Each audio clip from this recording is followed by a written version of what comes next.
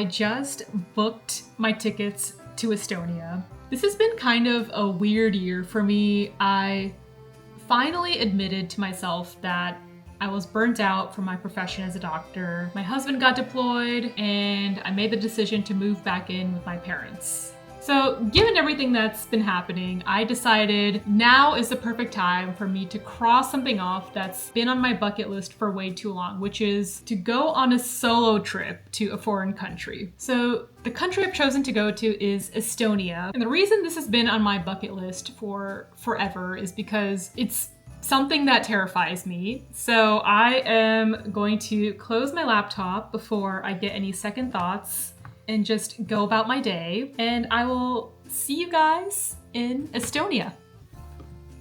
Walking into my hotel room for the first time made me realize two things. First, I am only paying a fraction of the cost of what the same exact hotel room would have costed in Los Angeles or New York City. And number two, it finally dawned on me that this is happening. And now to kick off this adventure, I come to the one thing I was dreading the most: having my first solo meal at a restaurant. I don't know why we feel so weird about this. I mean, sitting on a park bench by yourself and reading a book is okay. But God forbid we take ourselves out to a restaurant and ask for a table for one. Immediately, I felt sweaty and my heart was pounding. It felt like someone was gonna come at me for how I was dressed, how my hands looked, where I was looking, and most importantly, why are you by yourself, you crazy lady? But as the first heart-pounding seconds turned to minutes, I began to relax. And by the time the first 15 minutes were up, I realized no one gives a crap. And as this video progresses and I made it to my second and third meal by myself, I realized the discomfort gets easier with repetition. And this lesson reminded me to never shy away from life out of fear of judgment. Because seriously, no one cares. And I ended up enjoying my first meal here. As you can see, this is not a traditional Estonian cuisine. I had a delicious mushroom risotto, a salad, and I tried my first of many mulled wines, which is a popular Christmas time drink in basically all of Europe. My first culture shock moment in Estonia happened that first morning when the sun didn't rise until 9 a.m. It's 8:07. Still no sign of the sun. On this side of the globe, there are only about 6 hours of daylight in the winter, with the sun rising at 9 and sets at 3 p.m. If you're familiar with seasonal affective disorder, then you'll bet your butt I'm going to take full advantage of those 6 hours of daylight. The breakfast buffet was amazing. I don't think I've ever stayed at a hotel with this luxurious of a breakfast meal.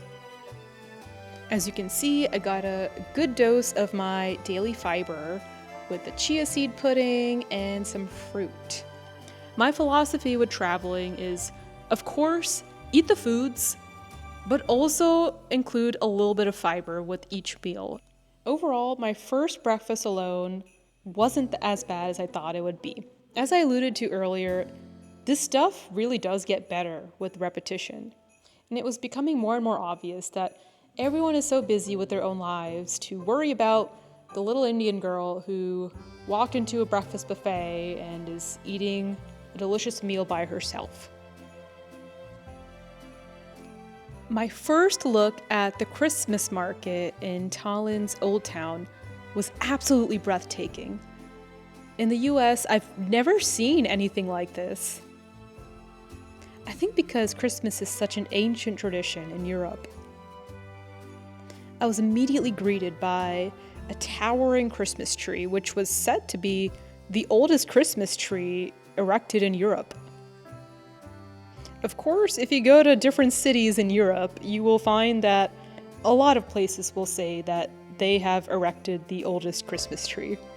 I was taking in all the delicious smells of baked goods, mulled wine, hot cider, the sound of bells and Christmas music that was constantly playing, and the beautiful Christmas display windows you would see in every corner. So the first thing I did was join a walking tour that went over the history of Tallinn's old town. I think learning about the history and culture of a place that you're visiting makes the experience so much more meaningful and colorful. One thing that surprised me about the tour was that I was able to meet new people almost immediately.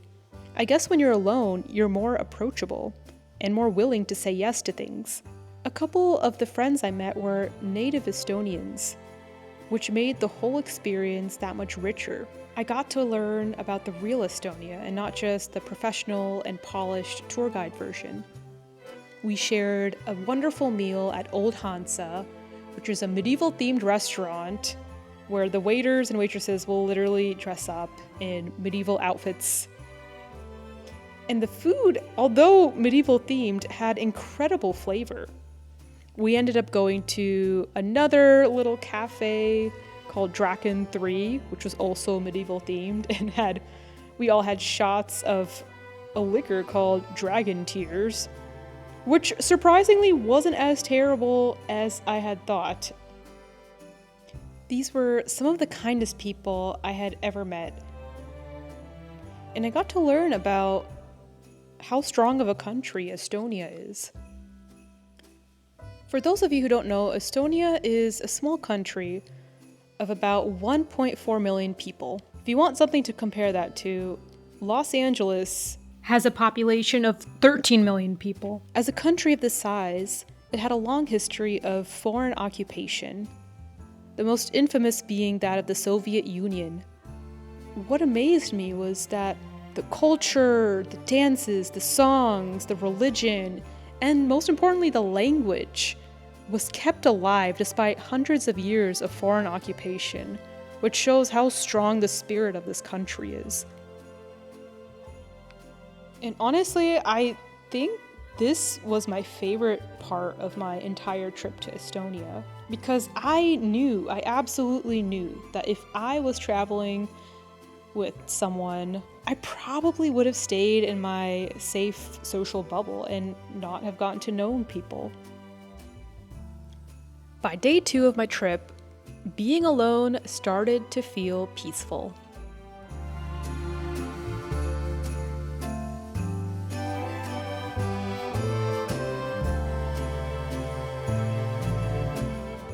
And I got into this habit of journaling during breakfast since I didn't have anyone to talk to. I realized that the mornings are the best time for my ideas to come out. There's no noise, no rushing, no performing. And that combined with coffee o'clock made me basically invincible. And did I say coffee o'clock? Oops, I meant cappuccino o'clock. I realized that solitude gives you something we don't get much of, which is uninterrupted thought. After my brain was running at 200 miles per hour during the last 3 years of residency, I didn't realize how much I needed this. I spent so much of my time during my 20s buying into this hustle culture where we had to stay busy at all times or we were not succeeding. And I think entering my 30s, I realized that that was the biggest lie I told myself. In addition to journaling, I also just enjoyed being a wallflower. I loved people watching. There was a bus stop right behind me through that window, and it was fun to watch all the people get on and off and, wonder where they're going to, what jobs they might have. The journaling also helped me to remove all the clutter in my thoughts and goals and decide what things are actually meaningful to me and what things I want to pursue going forward. It's hard to know what you want in life when you never sit still long enough to hear yourself speak. That second morning, I booked myself a chocolate massage. Because why not? I mean, okay, the real reason was they were giving a 50% discount, so yes. I totally got lost on my way over, probably because of all the selfies I was taking with the Christmas decor. But I eventually made myself over there, which is all that matters. Every time you solve a problem by yourself, you build evidence that you can handle life. And as a result, you become more confident. Also, the chocolate massage, if anyone is wondering, is actually just cocoa butter, which is massaged into your skin. I'll be honest, I thought, maybe part of me actually wished that I would just be dunked in a tub full of chocolate, but that was not what happened. And this was great for my skin because my Florida, Texas skin was getting quite dry. I spent the day exploring beautiful artwork at a local church museum. And later that evening, I wandered around the Christmas market, which was a whole different vibe at night.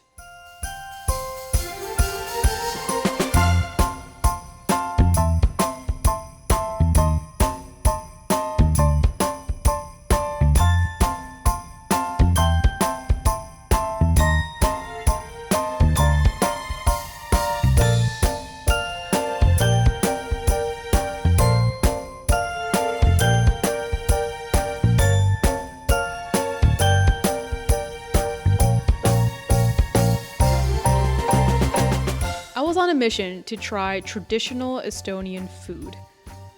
So I tried verryvorst, or blood sausage, which I know to my friends who are not super used to eating meat, it doesn't taste like blood, okay? I was worried it would taste like blood, and that is not the case. The blood sausage was served with sauerkraut and of course potatoes. So I enjoyed my meal and I did some people watching.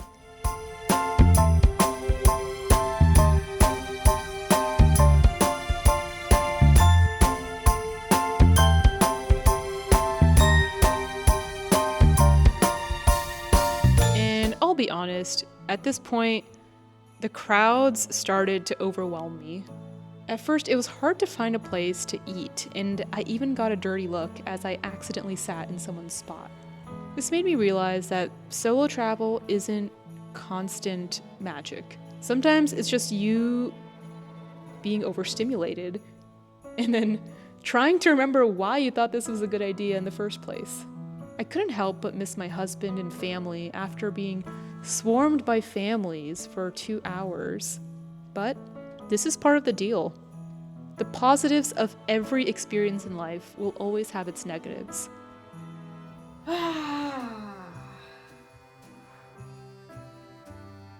So I think doing things by yourself makes you more attuned to your body cues. Empowering. It's so empowering to have that understanding and control over your body that you would otherwise give away because your brain is so distracted by other people. But you realize people are not that scary. Most people are not that scary. They're also just as curious about you as you are about them. So you'll never know if you don't give them a chance. So don't let life go by. Go on that solo trip. Go buy yourself dinner. Go on a solo hike. Go to your favorite museum by yourself. Just go and do it, okay? Don't let anyone stop you. Because life is too damn short to always be on someone else's schedule. On day 3, I woke up early to catch a 7 a.m. ferry to Helsinki in Finland. For those of you who don't know, Tallinn is just a 2-hour ferry ride to Helsinki. Walking the streets alone early in the morning initially felt spooky, but immediately I relaxed.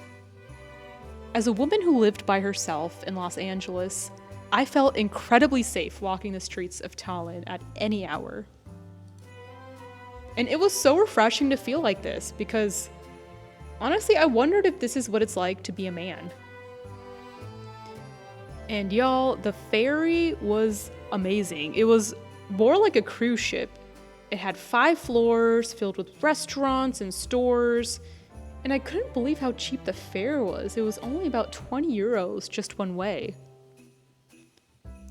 The ship was filled with all sorts of people. You've got folks going on vacation, meeting up with friends, and some people were going for work or business. And the main reason I chose the timing of this ferry was so I can witness the sunrise over the Baltic Sea as Helsinki pulled into view on the horizon. Sunrises are so sacred and magical for me. I think it reminds me the most of my night shift or night float days, when daybreak signaled the end of a long night. And this was totally worth it. Not just because sunrises are magical, but I think it was because I felt empowered. I had written down this goal of mine in my notebook many months ago when I planned this trip, and now I was seeing this plan come into existence. I felt confident in making things happen in my life. I was ravenous as soon as I arrived to Helsinki, because I was saving my appetite for the world-famous Cafe Engels. I had a delicious salmon with cream cheese and toast, a cappuccino, and I also tried their lingonberry pie, which was absolutely delicious. And I didn't realize this until later, but if you ever visit Finland, definitely try the salmon soup, because that is a national dish.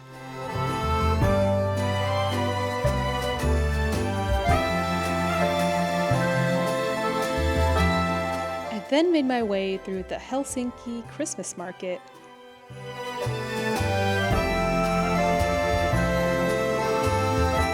And climbed the cathedral steps, and for the first time on this trip, the sun came out.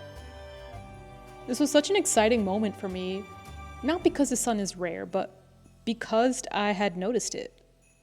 The old version of me, who was a busy workaholic, would have easily ignored a moment like this.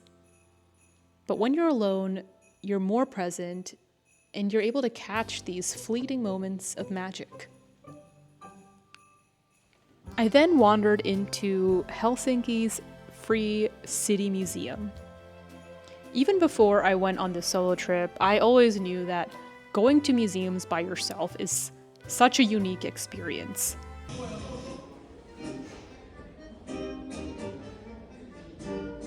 Istuin naiseni kanssa eduskuntatalon puistossa. I could read the plaques, linger, and actually learn and contemplate the history of this place without feeling rushed. Being alone lets you move at your own pace. And of course, I booked myself an afternoon walking tour of Helsinki because I love hearing about a place from locals. And on this tour, I met another solo female traveler from the Czech Republic. And we bonded on our experience. It reminded me that solitude doesn't mean isolation. It means that you chose your own company, and then you let connection happen naturally. I was having such a great time in Helsinki that I missed my ferry back to Tallinn. Oops. Oh well. It was time for another lesson in solo travel. Accountability. When something goes wrong, there is no one else to blame when you're by yourself. So I did the classic adult move, and I Googled the nearest cafe and enjoyed a couple of pastries and hot cocoa before taking the later ferry back to Tallinn. If you guys are scared to do things alone, start small. You don't have to go to a foreign country by yourself, but you can start by just going to a museum by yourself. And you'll realize that the discomfort will get easier with repetition. And you finally realize that no one cares. No one is judging you for doing something by yourself. If anything, they probably admire you because you're doing something that's putting yourself out there. And you'll get more confident because you keep proving to yourself that you can handle hard things. You will find that solitude will give you the space to hear what your heart actually wants in your life.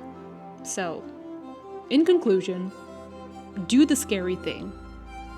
Not because it's glamorous and popular on Instagram, but because it will change you.